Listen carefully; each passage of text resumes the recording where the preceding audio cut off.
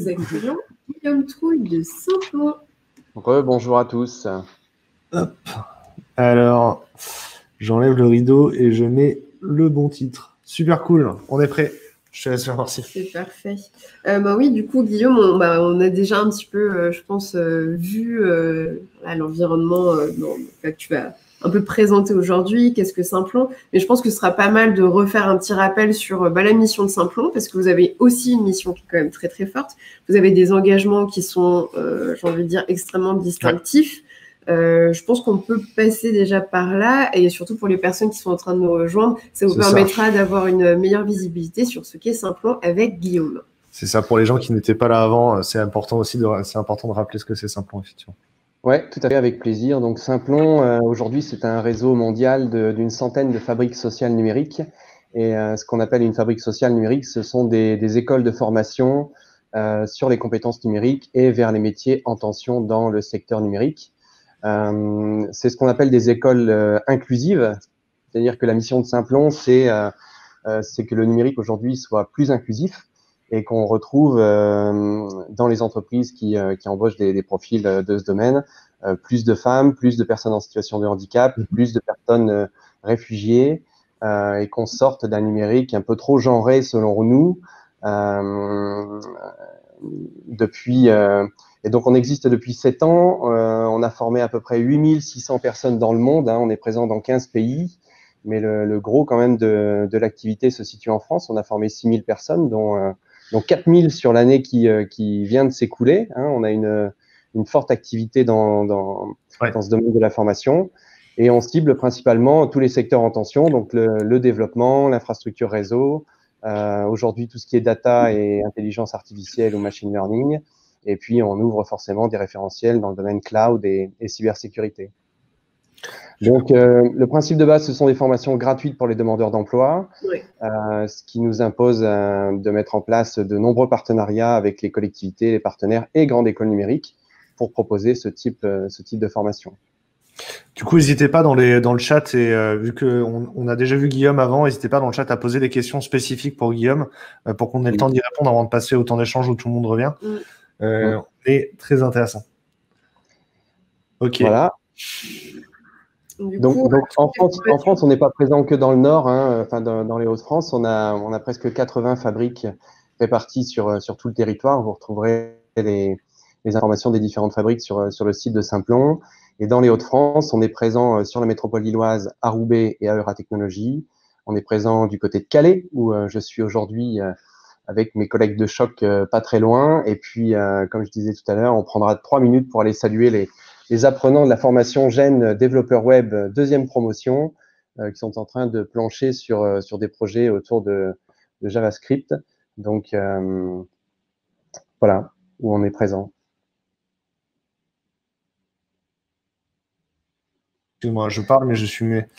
Quelles sont les formations qui sont labellisées Gène dans les formations que vous proposez et qui seraient On a eu beaucoup de questions sur le sujet avant, donc qui ne s'intéressent pas forcément au métier de développeur. Est-ce que vous avez d'autres métiers que développeur? Ouais.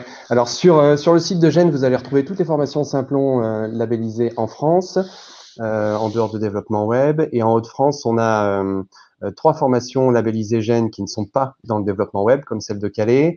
On a la formation technicien supérieur système et réseau à Roubaix, dont la prochaine promotion démarrera en décembre prochain et on est en phase de sourcing. Donc, si ça vous intéresse, il est encore temps de candidater. On a une session de formation hackeuse avec 24 femmes qui vont se retrouver pendant 6 semaines pour consolider un projet professionnel dans le numérique à partir de début novembre. Donc là, si vous êtes intéressés allez-y, foncez, il reste encore quelques places. Et on a une formation référent digital à Calais qui démarrera à partir de mars-avril prochain. Donc, comme l'expliquait, je crois, O'Clock tout à l'heure, non, c'est FAS. On est plutôt sur une formation assez polyvalente qui propose des compétences autour du référencement, de la maîtrise des CMS comme WordPress, des réseaux sociaux, le marketing et un peu de matériel, infrastructure, maintenance pour être capable de faire un peu beaucoup de choses en entreprise. Et du coup, ce qui est intéressant, c'est que ça n'intéresse pas forcément les entreprises qui ont du secteur numérique, mais des entreprises de tout secteur qui ont besoin de personnes ayant des compétences, ce fameux mouton à 5 pattes du numérique, qui est souvent mentionnée. C'est ça la formation référent digital. Oui, c'est ça, exactement. Après c'est vrai que les entreprises partenaires sont pas simplement des entreprises du numérique. Hein. Vous m'entendez? Ouais, c'est bon. On t'entend toujours, c'est bien. Oui, donc on a des entreprises de tout secteur, comme j'ai expliqué tout à l'heure, des entreprises nationales, mondiales et ultra locales, comme ici Eurotunnel, si on peut dire que c'est une petite entreprise locale. On a une question, donc on nous demande si vous avez de la formation qui se fait en téléprésentiel en particulier ou pas. Ouais, bon, effectivement, avec la crise, on a dû renforcer nos outils et notre façon de travailler sur le distanciel. Aujourd'hui, on est capable de passer en full distanciel si l'état sanitaire l'imposerait. En fait, ce qui se passe, c'est qu'on s'aperçoit que les entreprises demandent de plus en plus d'avoir cette compétence en tant que développeur, d'être capable de télétravailler et de passer comme ça en distanciel assez rapidement. Les financeurs aussi mettent de plus en plus ces compétences dans leur cahier des charges. Donc, on a nos outils qui s'adaptent. On a une plateforme collaborative qui s'appelle Simple Online, qui permet à la fois de travailler en présentiel, en distanciel, en synchrone, et qui garde en même temps toute la pédagogie active de Simplon, puisqu'on a une façon de travailler qui est très particulière. On a une pédagogie par projet qui permet de mettre en place en fait des formations très adaptées aux besoins des entreprises. Moi, j'appelle ça des formations très ergonomiques en fait, puisque au-delà du titre pro développeur web qu'on va chercher à passer en fin de formation, on va travailler vraiment sur des cas réels d'entreprise, ce qui fait que l'apprenant se met tout de suite en posture réelle d'entreprise, en posture de client finalement interne ou externe. Et donc, cette façon de travailler est assez efficace pour intéresser les entreprises en suite de parcours. Ouais, donc ça vous permet d'assurer aux candidats d'avoir une employabilité, d'avoir des entreprises qui sont intéressées pour les rencontrer ensuite. Ouais, tout à fait. Tout à fait. Et comme on cible aussi des personnes qui ont un parcours parfois chaotique, ce type de pédagogie les intéresse parce qu'on n'est pas du tout dans un schéma scolaire classique. On est plutôt avec des formateurs qui ressemblent plus à des coachs ou des mentors pour accompagner l'apprenant dans son apprentissage.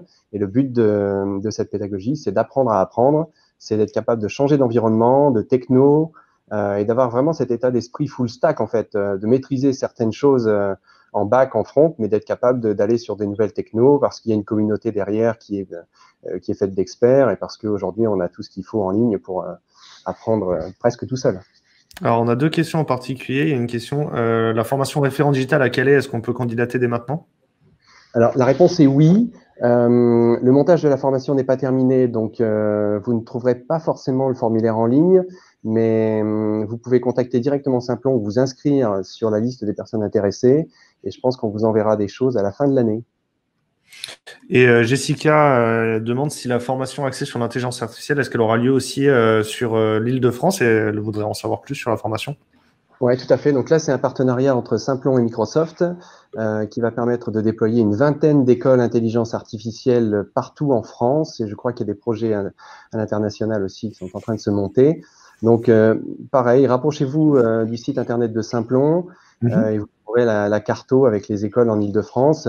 Ça a démarré à Issy-les-Moulineaux, donc je pense qu'il y a 3 ou 4 écoles en Île-de-France. En Hauts-de-France, on va commencer sur l'île et on a d'autres territoires en cible pour fin 2021 et début 2022. C'est quoi les ateliers que vous proposez? J'ai vu, vous avez des ateliers où on peut s'initier au code, c'est ça? Oui, tout à fait. Encore une fois, sur Calais, c'est vraiment the place to be. Et donc, effectivement, tous les jours, il y a des animations à la fois sur de l'initiation au code pour rencontrer les apprenants et l'équipe pédagogique, parce que c'est surtout une histoire humaine, hein, c'est une formation Simplon. Et sur Roubaix, vous allez retrouver des ateliers du type Dégenrons la tech pour essayer de casser les préjugés des partenaires, des apprenants, des entreprises sur la question des femmes dans le numérique. Donc, le site de la Gêne est très bien fait. Vous avez tout le programme, les lieux, les horaires et les prises de contact possibles. Donc, on vous attend avec grand plaisir. On ira voir le site de la Gêne après, effectivement, parce que des ateliers proposés par Simplon, il y en a vraiment dans toutes les villes de France. Vous avez un maillage du territoire qui est assez fort, c'est assez impressionnant. Alors, est-ce qu'il y aura un replay de Displo, nous demande Jaja Data? Absolument, tout sera Displo en replay et on découpera chacune des interventions. Ouais. Est-ce qu'on a des questions spécifiques encore pour Simplon, ou est-ce que vous voulez qu'on repasse au temps d'échange en groupe? Dans le chat, dites-moi ce que vous avez envie de faire. En tout cas, il y a pas mal de questions quand même. Donc, Ouais. là, on va pouvoir faire un joli tour de table. Ça vous dit d'aller voir les apprenants rapidement pour Ah pour oui, voir comment oui, carrément. Il Allez, reste vas-y. encore. Il te reste 3 minutes. Il te reste 3 minutes dédiées. Donc, oh là là, Guillaume nous embarque. On part en téléreportage. Le téléreportage avec Guillaume Trouille. Bonjour, messieurs. Connaissez-vous le métier de journaliste reporter en images, aka JRI? C'est le métier que Guillaume fait. Là, ici, ce sont les apprenants. Alternants, pardon. Certains sont chez Eurotunnel, comme on l'expliquait tout à l'heure. Bonjour. Hello. Hello, hello. Et Armati. Ils sont en direct là. Ils sont en direct, regardez. Vous êtes en live. En plus, ils sont en train de suivre le direct dans la live. Bonjour tout le monde. La deuxième promo développeur web de Calais, labellisée Grande École Numérique, par partenariat avec l'Aglo, Eurotunnel, Armatis, Data Legal Drive et d'autres entreprises du territoire. Ouais, c'est top. La réussite. Hein. Vous avez des belles chaises. Et c'est important quand on est développeur d'avoir des belles chaises. Exactement. Est-ce qu'il y en a qui peut juste dire 3 mots sur pourquoi il est là, d'où il vient ou d'où elle vient? Je ne sais pas si du coup je veux. On t'entend, ça va? Bonjour à tous. Plus haut la caméra, Guillaume. Ça va. Pardon. Je suis en contre-jour, mais c'est pas très grave. Donc bonjour à tous. Moi, je suis Laura, j'ai 30 ans. Je viens d'un parcours je viens du télémarketing à la base.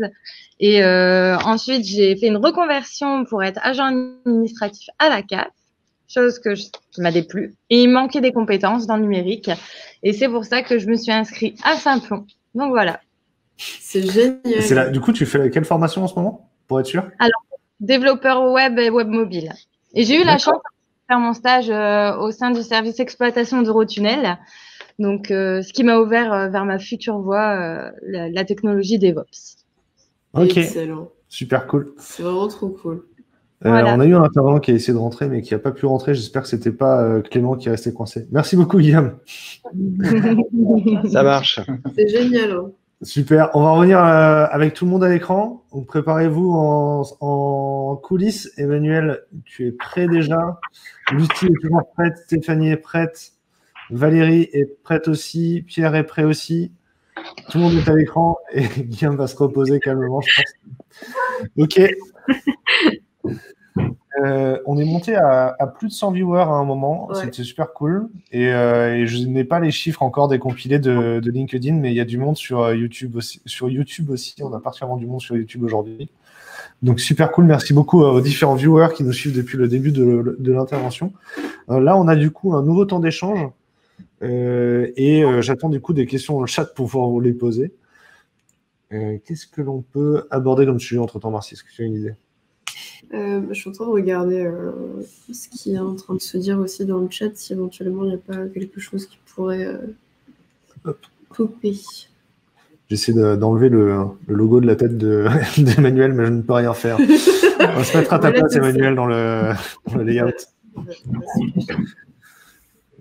Emmanuel et Pierre, vous vous êtes déjà rencontrés? Même pas. Je pense pas, Emmanuel. Et on a parlé de la station F de Saint-Omer tout à l'heure. Est-ce que tu connais le projet? Moi? Ouais. Oui. Bah, en fait, c'est un peu moi qui l'ai lancé. J'ai fait la préfiguration avant que ça démarre. En fait. Donc, on était là, les deux. En fait, on était dans le préfabriqué qui démarrait. En fait, on a lancé du coup les premiers usages en 2016 déjà, il y a très longtemps. Bah ouais. Et du coup, maintenant, c'est un peu grandi. Parce qu'effectivement, en plus, c'était au début, il y avait un lieu qui était ouvert pour la fabrication numérique, pour initier tout le monde à la fabrication numérique. Ouais, c'est ça. En fait, du coup, ça a démarré. Au démarrage, c'était surtout un Fab Lab. Ouais. Donc, ça a vachement bien marché sur les usages de la fabrication numérique et une partie working. Et en fait, du coup, la partie formation, elle est arrivée un petit peu après. En fait, je ne sais plus exactement en quelle année. En fait, c'est déjà arrivé 1 an et demi après. En fait.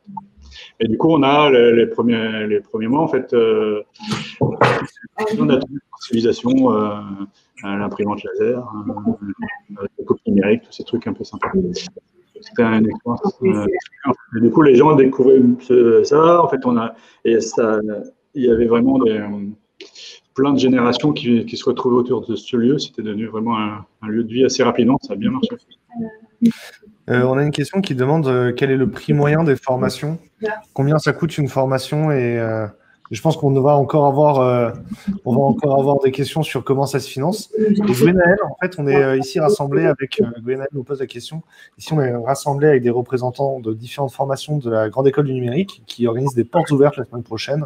Du coup, ils présentent les différentes formations qui sont organisées par la Grande École du Numérique et les animations qu'ils proposent pendant la semaine portes ouvertes OpenGen.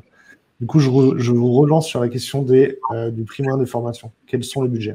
On peut faire un tour de table, n'hésitez pas. Ouais. On commence en haut à gauche, Guillaume? Oui, ok. Eh bien, ça coûte très cher en fait. Mais c'est toujours gratuit pour les apprenants. Le but de ces formations, c'est de faire pas mal de promotions sur les métiers. Donc, on passe beaucoup de temps en amont sur la préparation.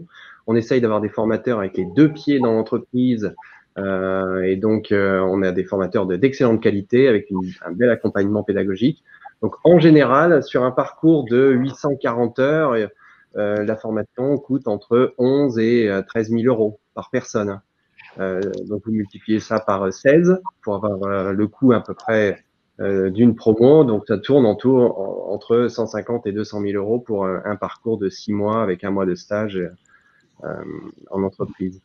Donc, pour chaque parcours, on est obligé de monter des partenariats financiers et proposer ces formations gratuites pour les demandeurs d'emploi. Super. Est-ce que quelqu'un veut prendre la suite et réagir sur le même sujet? Du coup, sur le financement, en gros, comme disait Guillaume, c'est gratuit pour les apprenants et c'est ça qui est intéressant. Il y a aussi, en fait, pour eux, selon leurs conditions, ils peuvent aussi bénéficier d'une bourse.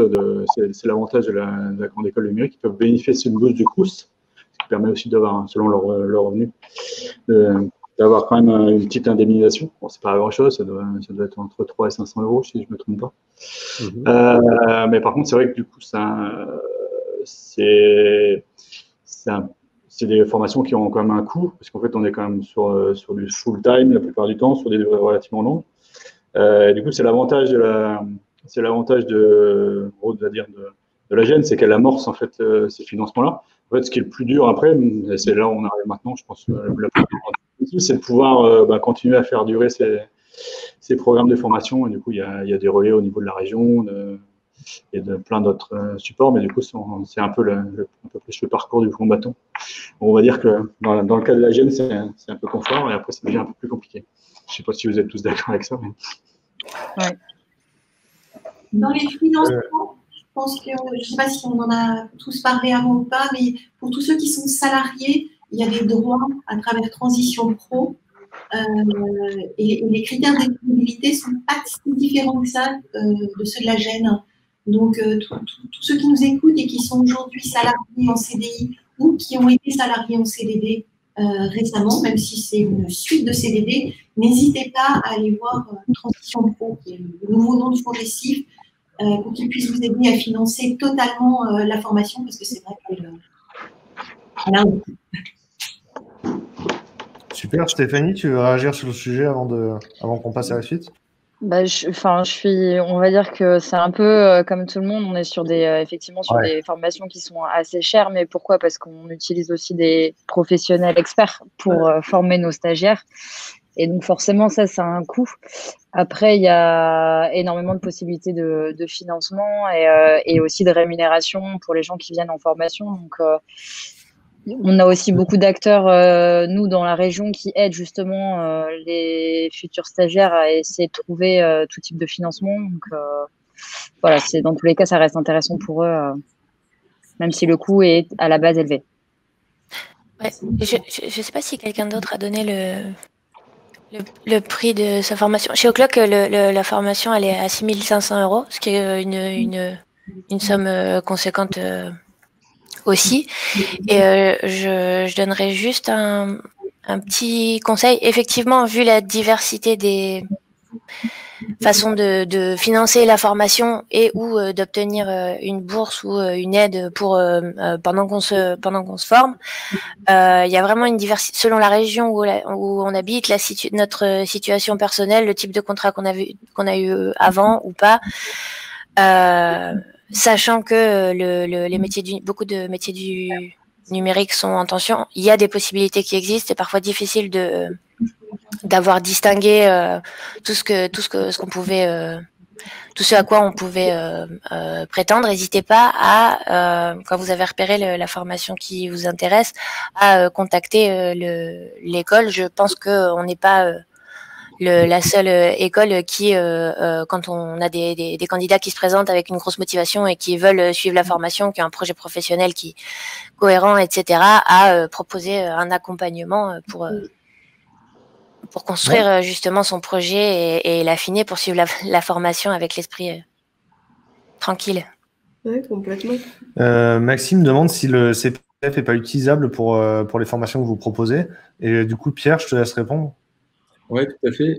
À partir du moment où la formation, elle répond aux critères du compte personnel de formation, du CPF, c'est possible, si on souhaite rejoindre la formation, de mobiliser son CPF. Et alors, pour ceux qui ne connaissent pas, le CPF, c'est notamment une petite appli sur votre téléphone qui est plutôt bien faite. Je ne sais pas ce que vous en pensez tous autour de la table, mais moi, j'ai été assez impressionné par l'appli. Et donc, c'est mon compte personnel de formation. Et vous pouvez, du coup, découvrir pas loin de chez vous les formations qui sont référencées sur le CPF.